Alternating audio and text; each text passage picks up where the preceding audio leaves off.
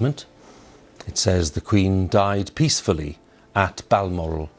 Prince William has allegedly seized control of the late Queen's most private estates, and Camilla's family is reportedly furious about what that means for them. Sources suggest William has been moving with deliberate precision across Sandringham, Balmoral, and the wider royal property portfolio. This is not a future king making plans for a distant inheritance. Sources suggest this is happening right now. While Charles manages his health, Camilla watches her family's access contract from multiple directions simultaneously. William is not waiting for the crown. Sources suggest he is already acting like the man who holds it. And the Parker Bowles family is allegedly feeling every single move, seizing the keys to the kingdom. In September 2022, the moment Queen Elizabeth's heart stopped at Balmoral, something else happened simultaneously. Not the ceremonial proclamation or the flag protocols. It was not the carefully managed public communications that followed in the hours and days after her death. Something quieter, more consequential, more immediately real than any of the ceremonial machinery that surrounds a royal transition. Power moved.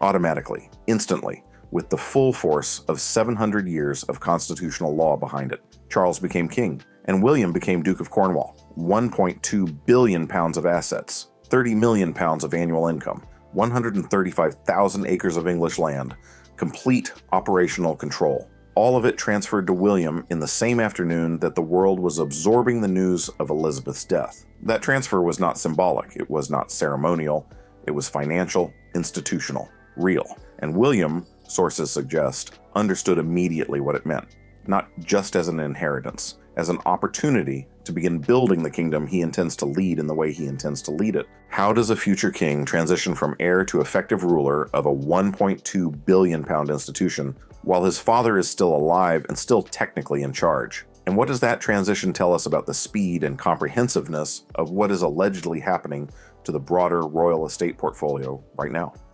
As my heir, William now assumes the Scottish titles which have meant so much to me. He succeeds. In 2025, Charles granted William and Kate the authority to issue royal warrants, the ability to publicly endorse brands and products on behalf of the crown. This is not a minor administrative detail. Monarchs have historically guarded this privilege with extreme care. Extending it to William and Kate is a public institutional signal about where the crown's symbolic authority is being deliberately repositioned. Then look at the duchy management record since 2022. Annabel Elliot removed from the payroll immediately, replaced with William's own people, his friends, the godparents of his children. Royal commentator Emmy Griffiths documented the removal and noted the significant ripples it caused inside royal circles. The template established clearly, quietly, irreversibly. William does not announce his intentions before acting on them. He decides, he moves. And by the time anyone fully understands what has happened, the decision is already complete. Sources suggest that methodology has been applied to the broader royal estate portfolio with an urgency that goes beyond the patient, methodical approach of the duchy decisions. The trigger, sources suggest, was a specific discovery. During the period of Charles's reduced operational involvement in 2024 and 2025, sources suggest William's team conducted a review of how certain royal properties had been managed in Charles's absence, how access decisions had been made, who had been involved in management discussions, whose influence had shaped operational decisions about estates that are not theirs and will never formally be theirs. Sources suggest what that review allegedly uncovered produced a reaction in William that is entirely consistent with everything sources describe about how he responds when the boundaries around royal spaces are allegedly violated. Not patience, not methodical institutional management applied across a comfortable time frame. Urgency. Sources suggest the alleged discoveries connected to the management of certain estates during Charles's reduced involvement accelerated William's timeline significantly. What had previously been a gradual sequential repositioning of control allegedly became something faster, more comprehensive, more immediately focused on ensuring that the access and management structures of the estates reflected William's priorities rather than whatever arrangements had allegedly developed in the space created by Charles's diminished day-to-day oversight. Sandringham, Balmoral, the wider portfolio of privately owned royal properties that passes through the direct line of succession, all of them allegedly subject to the same restructuring logic William applied to the duchy, his people in the key positions. Camilla connected figures removed from roles that gave them influence, access protocols allegedly rewritten to reflect who William believes belongs inside those spaces. Sources suggest the Parker Bowles family experienced the effects of that restructuring before they fully realized it was underway, and sources suggest their reaction when they did understand it was anything but quiet. The alleged eviction of the Parker Bowles circle. Laura Parker Bowles received no formal letter. There was no official communication from a palace aide explaining that circumstances had changed, and that certain access arrangements previously extended to her would no longer apply.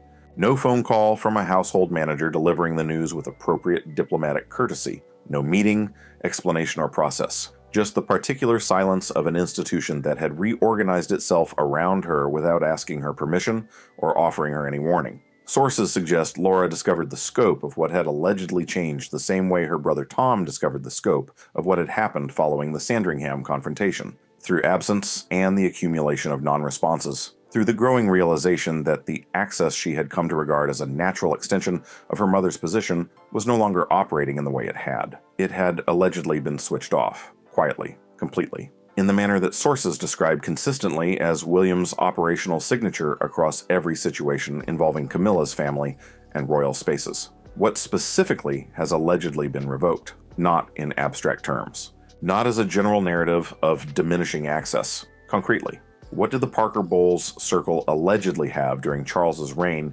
that sources suggest William has allegedly taken away? His situation is the most documented because it is the most publicly adjacent. The Balmoral alleged access situation. Sources suggesting commercial arrangements involving elite-paying clients on the late Queen's private grounds. Anne's legal response, William's immediate alignment with her. Permanent access restrictions to the estate. The Sandringham confrontation. Tom allegedly discovered on the grounds during a period when his presence traced back to Charles's private authorization rather than any sanction from William's household. William's alleged eruption. The subsequent conversations between Charles and William that sources describe as ending with William's position entirely unmoved. 2 estates, 2 alleged access situations, 1 person at the center of both. Sources suggest William's response to the pattern those 2 situations collectively created goes beyond estate-specific restrictions. The alleged restructuring sources describe is broader. A fundamental reassessment of the framework through which Tom Parker Bowles has access to any royal space William currently or will eventually control. That framework, sources suggest, has been significantly narrowed. Then there is Laura. Laura Parker Bowles, also known as Laura Lopes following her marriage, is 46 years old. She has maintained a lower public profile than her brother across the years of Camilla's royal life. Her appearances at official royal occasions have been less frequent and less commented upon. She runs an art gallery and has built a professional life that sits at a comfortable distance from the royal world her mother inhabits. But distance is relative when your mother is queen consort. And sources suggest Laura's access to certain royal spaces and occasions had been quietly normalized during Charles's reign in ways that reflected the same gradual integration dynamic that characterized Tom's situation. Not dramatic, unauthorized access of the kind allegedly associated with Balmoral or Sandringham. Something more subtle. Invitations to private family gatherings at royal residences. Presence at occasions connected to Charles and Camilla's personal social life that took place within royal spaces. The kind of familiarity with certain environments that develops when your mother lives there and your stepfather genuinely enjoys your company. Sources suggest Laura's access to those spaces and occasions has been subject to the same quiet revocation process that has affected her brother. Yes, and your husband. Yes, no, but I've got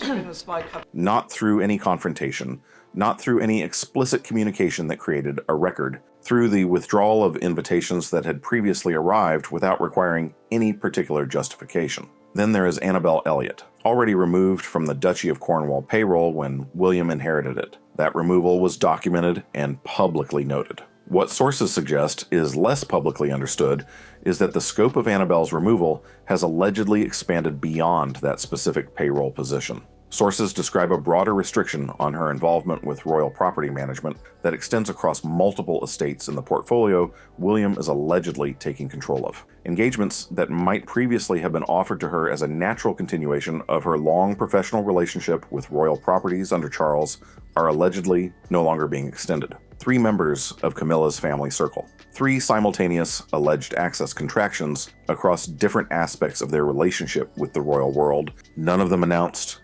none of them creating a single record that could be pointed to as evidence of a coordinated strategy, but collectively forming a picture that sources describe as unmistakable to anyone inside the palace paying attention. The Parker Bowles Circle's relationship with royal spaces is allegedly being systematically ended, one estate, one invitation, one access point at a time. And sources suggest the discovery of the specific financial management dimension underlying William's alleged urgency explains why the pace has been faster and the scope broader than anything the previous individual situations produced, what that financial dimension allegedly involves, and why it allegedly changed William's approach from methodical patience to something considerably more immediate. That is what comes next. Fury behind closed doors. The Parker Bowles. Reaction.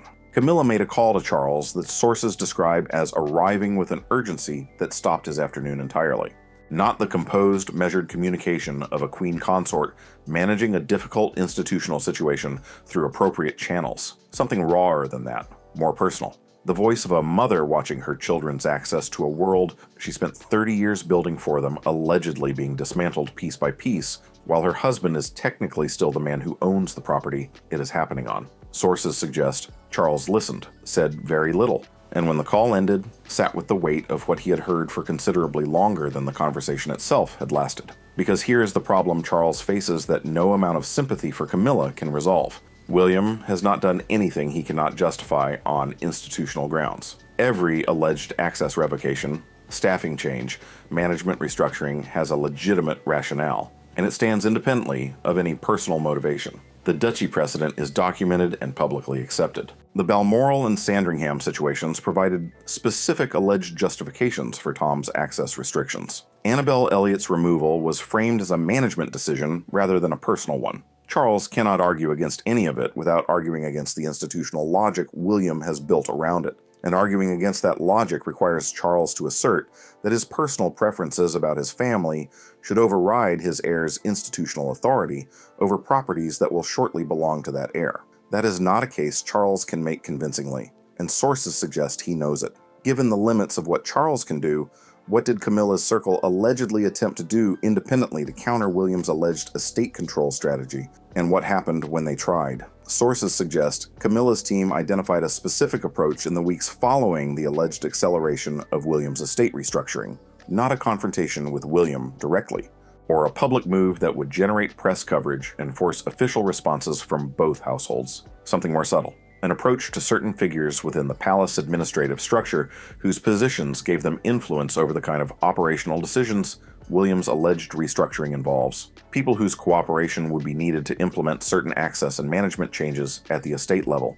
People who, in a different institutional climate, might have been persuadable to slow or complicate the implementation of decisions they had not been formally ordered to execute. Sources suggest Camilla's team believed this approach had a reasonable chance of creating friction in William's alleged restructuring timeline, without creating a visible confrontation that would generate its own damaging narrative. Sources suggest they were wrong. William's team identified the approach before it achieved anything meaningful. The specific figures Camilla's team had allegedly contacted were people whose positions made them known to William's household.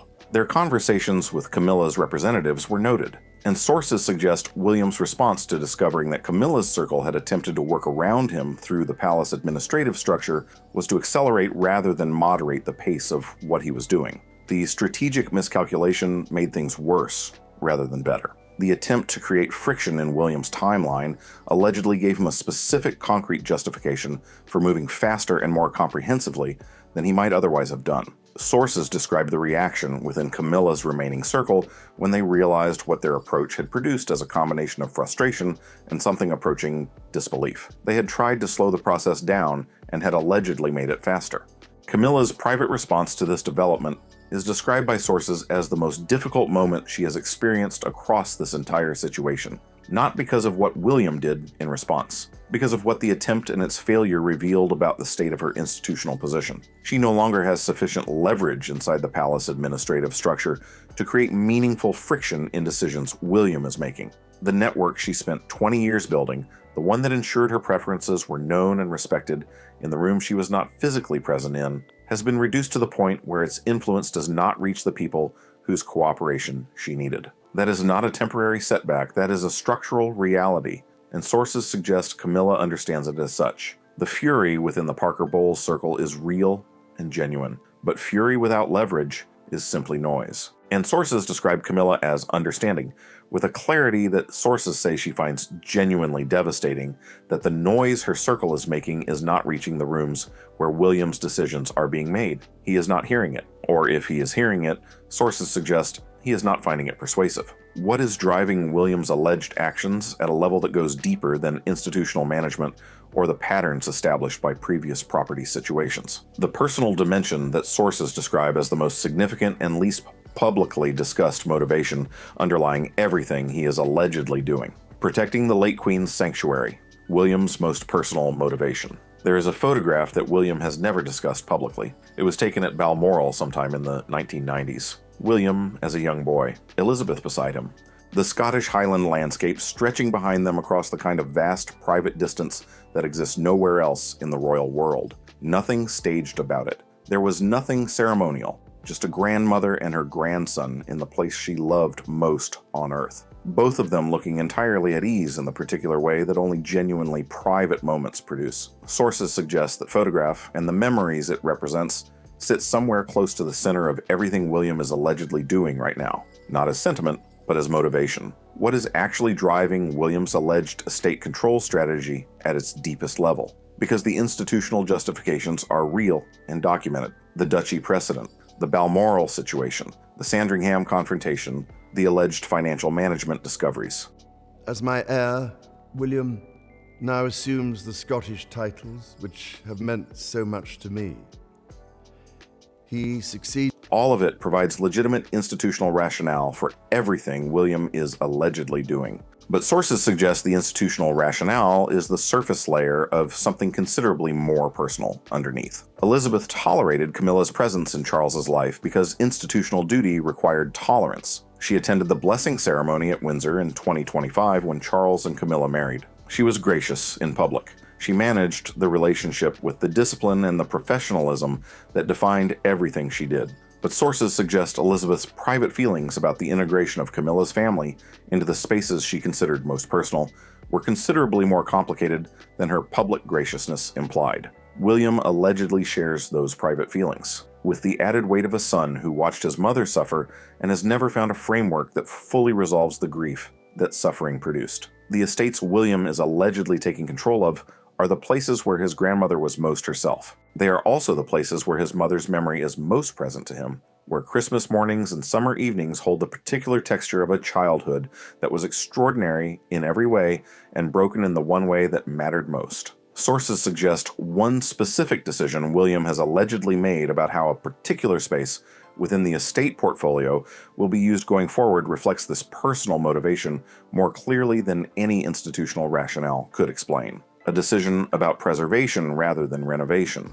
about keeping something exactly as Elizabeth left it rather than allowing it to evolve into something shaped by people whose connection to those spaces runs through Camilla rather than through the direct line of the family Elizabeth built. Sources describe that decision as William's most personal statement, yet about whose legacy he is protecting and whose influence he is determined to ensure does not outlast the reign that created it.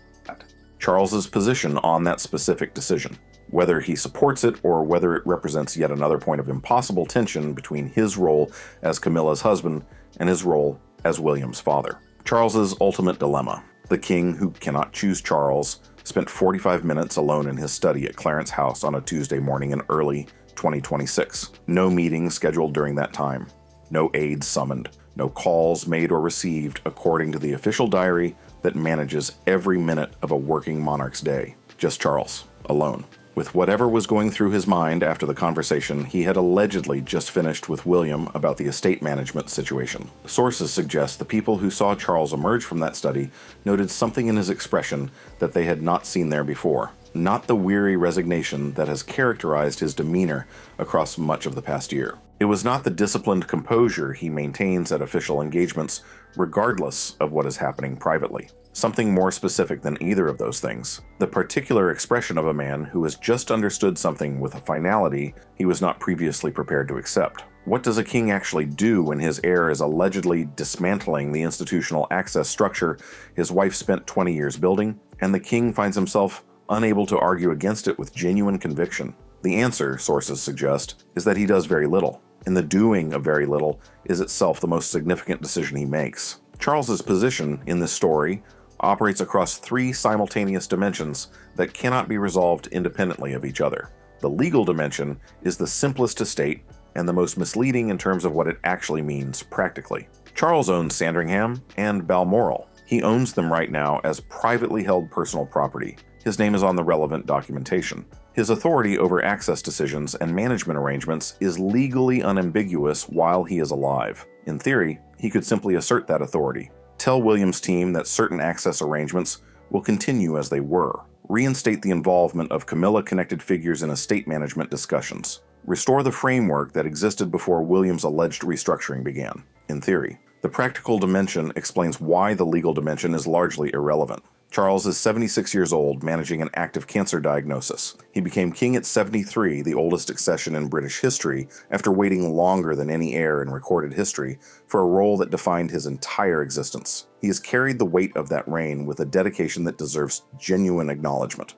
But sustained confrontation with William over estate management requires something Charles's current condition makes practically impossible. Not a single conversation, not a single expression of preference, a sustained, repeated, consistently maintained assertion of his authority against an heir who is not going to moderate his position simply because Charles expresses discomfort with the method. William has demonstrated this consistently across every previous situation. Charles' expressions of concern have not changed William's direction in any of them. They have changed his tone occasionally, his pace sometimes, his direction never. Mounting a genuine counter to what William is allegedly doing would require Charles to have that confrontation repeatedly, across multiple decisions and estates, across a timeline that sources suggest extends well beyond any single conversation. Sources suggest Charles does not have that capacity right now, and sources suggest he knows it. The personal dimension is the one sources describe as most significant, most painful, and most directly relevant to understanding why Charles's alleged 45 minutes alone in his study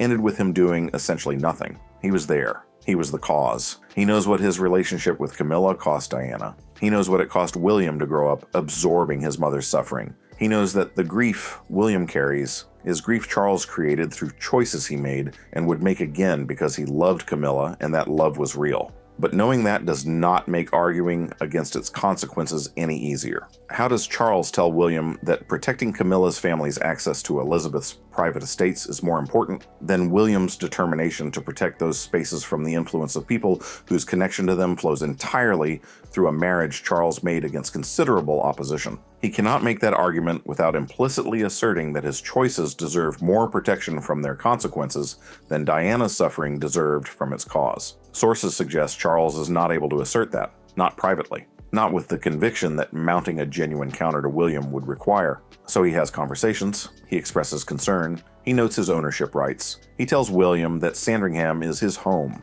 and that his family relationships within it are his personal business. And then he sits alone in his study for 45 minutes and emerges with the expression of a man who has accepted something he was not previously prepared to accept. Sources suggest Charles has made one specific decision about a particular aspect of the estate management situation that Camilla does not yet fully know about. A concession to William's position that goes beyond simply failing to counter what William is doing into something more active. Something that when Camilla discovers it, sources suggest will change her understanding of where Charles's ultimate loyalties lie when the pressure becomes great enough. Sources describe it as the most significant private concession Charles has made since he became king, and sources suggest the silence in that study on that Tuesday morning is when he made it. The blueprint of the new reign. William's kingdom is already here. Something happened at a Duchy of Cornwall staff briefing in early 2026 that sources describe as unlike any previous such meeting under William's management. The agenda was routine on paper: estate management updates, staffing reviews, operational priorities for the coming months across the portfolio of properties William controls. But sources suggest the tone of that meeting was anything but routine. William was present personally, not represented by an aide, not participating through a delegated spokesperson. Present in the room, leading the discussion with the directness that people who work with him consistently describe as his defining management characteristic. and the message he communicated across that meeting, sources suggest, was not about the duchy specifically. It was about the monarchy he is building, the standards he intends to apply, the people he intends to have around him, and the complete absence of any ambiguity about what the institution will look like when the formal transition of power makes his current informal authority into something constitutional and irreversible. The Duchy of Cornwall.